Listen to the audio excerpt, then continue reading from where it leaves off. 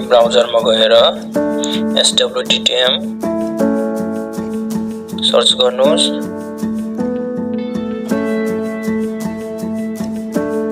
Download software open गर्नुहोस्। त्यसपछि software को वेबसाइट आइसकेको छ। डाउनलोड मा गएर SW-DTM सफ्टवेयर डाउनलोड गर्नुहोस्।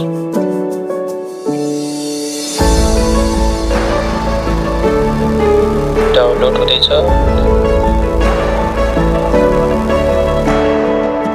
डाउनलोड भइसक्यो। त्यसपछि ओपन गर्नुहोस्, फोल्डर ओपन गर्नुहोस्।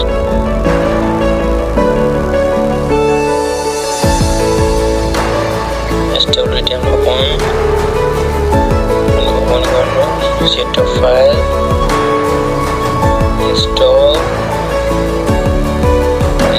हुँदैछ। इन्स्टल भइसक्यो। इन्स्टल भइसकेको छ। डेस्कटपमा आइसकेको छ। SW-DTM अटोक्याड खोल्नु पर्ने हुन्छ। अटोक्याड खोलेपछि मात्रै हाम्रो SW-DTM काम गर्छ।